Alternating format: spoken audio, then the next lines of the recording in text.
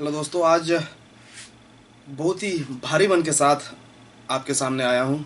वैसे मैंने travel blogs और एडवेंचर ब्लॉग के लिए चैनल बनाया था। वो सब चलता रहेगा, लेकिन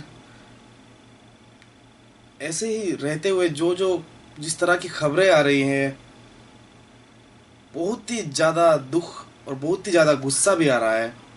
सिर्फ सोचने भर से ही मेरे रोंगटे खड़े हो रहे हैं। लेकिन देखने में आ रहा है कि कई लोग खामोश हैं, और ख़ास करके ऐसे ऐसे एजेंसियां खामोश है जिसे बोलना चाहिए था। जी हाँ, मैं बात कर रहा हूँ 22 अप्रैल 2021 को जो असम के नौगांव डिस्ट्रिक्ट के एक छोटे से गांव में जो एक हादसा हुआ। हादसा नहीं, एक घिनौना अपराध हुआ, इसके बारे में बात कर रहा हूँ, जहाँ पे 12 साल की मासूम बच्ची को जिंदा जला दिया गया। उस बच्ची का नाम था सुमीला रोहांगपी। 12 साल की मासूम बच्ची जिंदा जल गई। उस दर्दनाक मौत से पहले पता है उसके साथ क्या हुआ?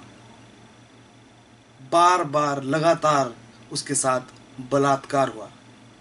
उस घर में जहां पे वे पिछले 5 साल से काम कर रही थी। सुमीला रोहांगपी एक एक गरीब परिवार से बिलोंग करती थी, और उसको पढ़ाई करना था, उसको शिक्षा चाहिए थी, वो स्कूल जाना चाहती थी। और उस गरीब माँ बाप के उस बेटी को शिक्षा देने का वादा करके दो हैवानों ने अपने घर पे रखा। वो हैवान बाप और बेटे थे। उन्होंने वादा किया कि सुमीला रोहांगपी को वे शिक्षा भी देंगे और इसके एवज में घर का थोड़ा कुछ काम काज करवाएंगे। पिछले 5 साल से सुमीला रोहांगपी उस घर में थी, काम कर रही थी। यानी कि जब सुमीला रोहांगपी उस घर में काम करने आई थी तब वो महज 8 साल की थी। 8 साल की छोटी सी मासूम बच्ची को काम पे लगाया गया, अपने घर में शिक्षा देने का वादा करके, गरीबी का फ़ायदा उठा के। और उस 8 साल सी मासूम बच्ची को अपने आंखों के सामने बड़ी होते हुए, वो भी बस 12 साल तक, 8 साल से 12 साल हो गई, तब तक उनकी आंखों के सामने ही छोटी सी मासूम बच्ची धीरे धीरे करके उनकी उम्र बढ़ रही थी, बड़ी बड़ी हो रही थी, स्कूल जाती थी। लेकिन इसके बदले में क्या मिला उसे? बार बार लगातार उसके साथ बलात्कार किया गया। और जैसे जैसे वह थोड़ी समझदार होने लगी, वो उस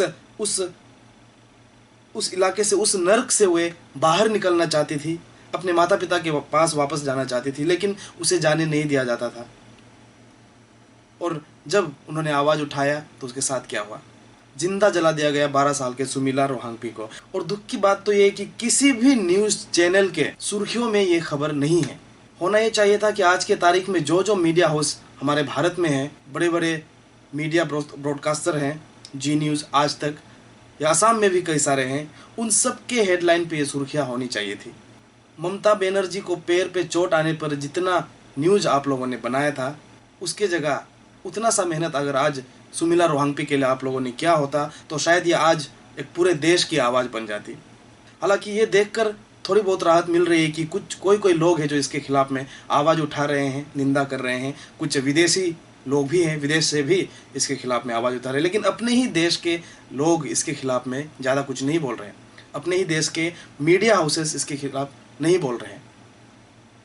बड़े बड़े नेता इसके बारे में जिक्र नहीं कर रहे हैं, कुछ नहीं बोल रहे हैं, सब मौन है, खामोश है। देश में क्या चल रहा है? केवल कोरोना कोरोना कोरोना। फलना अस्पताल में ऑक्सीजन सिलेंडर नहीं है, फलना अस्पताल में कोरोना की वजह से उतने लोग मर गए, इतने लोग मर गए, इतना केसेस सामने आया। कौन से बॉलीवुड स्टार को कोरोना हुआ, ये सब खबरें दिखा रहे हैं।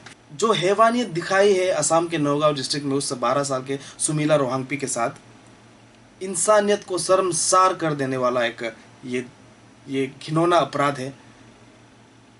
ऐसे अपराध के दोषियों को बिल्कुल भी बख्शना नहीं चाहिए। मैं चाहता हूँ कि मेरे जितने भी साथी आज मुझे देख रहे हैं, हम सब इसके खिलाफ आवाज़ उठाए, चाहे किसी भी प्लेटफॉर्म से हो।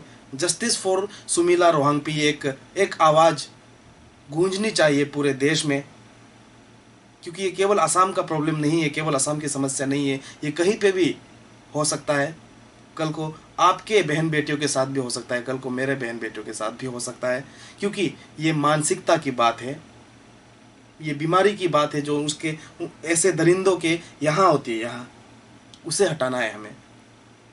जब तक हमारे समाज से ऐसे तत्वों को हम बाहर नहीं करते, ऐसे विचारों को, ऐसे कुविचारों को हम नहीं हटाते हैं, कोरोना से कई गुना खतरनाक है ये मानसिकता। मैं कड़ी निंदा करता हूँ, आई कंडेम्ड दिस शेमफुल एक्ट। मैं कड़ी से कड़ी निंदा करता हूँ। इंसानियत को इस तरह से नीचे गिरते हुए कभी अपने जीवन काल में देखना पड़ेगा, ये मैंने कभी नहीं सोचा था। सच में शायद अगर भगवान नाम का कोई चीज़ है, अगर वो भी अगर ऊपर से देखता होगा तो वो भी शर्म से पानी पानी हो रहा होगा आज। आखिर क्या गलती थी उस छोटी सी 12 साल की सुमीला रोहांगपी का, जिसके साथ ये हश्र हुआ।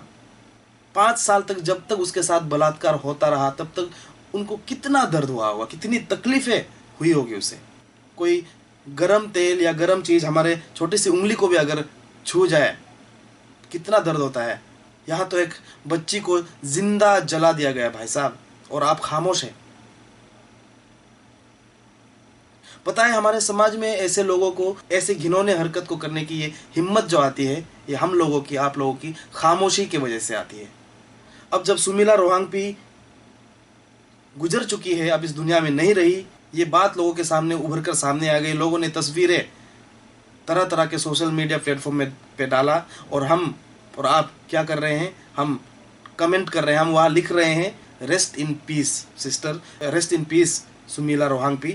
लेकिन रेस्ट इन पीस कभी नहीं हो पाएगी जब तक उनको न्याय नहीं मिलेगा, जब तक जस्टिस नहीं मिलेगा।